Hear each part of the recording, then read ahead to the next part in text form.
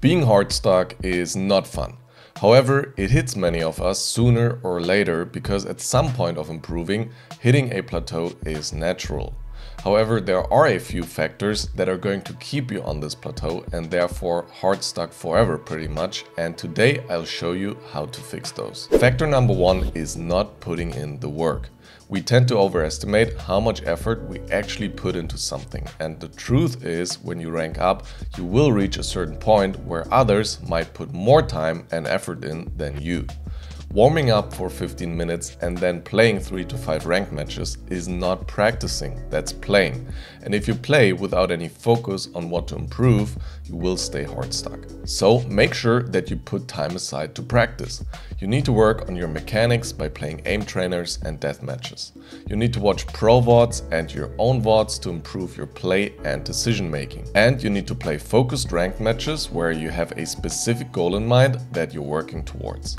In order to figure out what that weakness you should work on is, I highly recommend our completely free analysis and improvement tool Insight, because here you get an in-depth breakdown of your skill as a player, and we recommend you content tailored towards your specific weaknesses right away so you can start improving.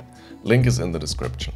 Another thing that's holding back so many players is that you don't focus on what you can actually control. You're blaming your teammates, the game, or an enemy player that's lurking like Nats himself. Even if you're trying to influence your team positively by hard IGLing and trying to motivate them, let me tell you, it's not worth it. Because the truth is, you getting 2+ kills every round will do infinitely more in terms of winning the game than micromanaging your team will. This doesn't mean you shouldn't communicate or shouldn't try to execute some simple strats. However, if you realize that your teammates don't talk much and mostly do their own thing, then focus on what matters: your decision making, your plays, and you winning your fights. You won't win every game because of this focus, but if you consistently play better than your rank and you stop focusing on your teammates so much, then you will rank up, because over a large number of games your teammates and the enemy team balance out in terms of skill. So guess who's making the difference in the equation? You. Factor number 3 holding you back is filling in most of your games. There are basically two types of players: the ones who insta-lock their duelist, and then those who fill to make sure you have a good team comp. And even though the ones who fill are probably nicer people, I'm telling you that you need to be one of the insta-lockers. We just talked about how the most important thing to become unstuck is to maximize what you can control, your own performance. And it's only logical that you will play your best on a role and agent that you have experience on and on which you know the ins and outs of how to play each map. We're not Radiant and can't play every role almost perfectly as someone like Som can, so let's make sure we do the best we can and learn 1 or 2 roles perfectly. My advice is that you pick a role and then you pick one agent for each map. Either insta-lock that agent, if you're going to pick duelist you will have to do that anyways, or hover the agent and then have one alternative role/agent ready that you can play if it's really necessary. Next up we have you not leading by example. We all have high expectations towards our teammates, but how can we have those if we are not leading by example ourselves? It's first pistol round, the most important round of the game arguably, and you're not calling a simple strat you want to execute.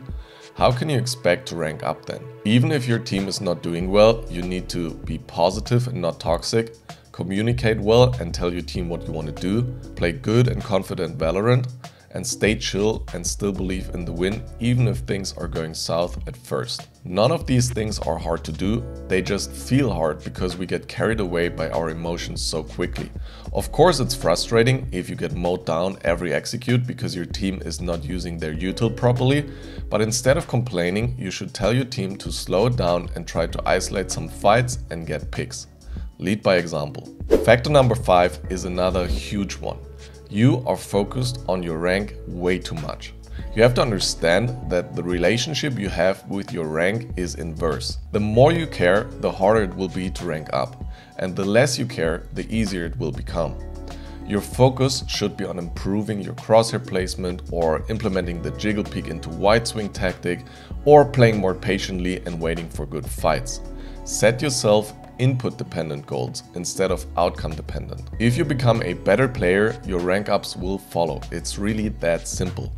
Focusing on your rank will only make you anxious of losing because you value your RR too much. It will influence your mood and motivation negatively because you could have a day where you play great and still lose 3 in a row, and instead of being happy with your performance, you're tilted from the losses.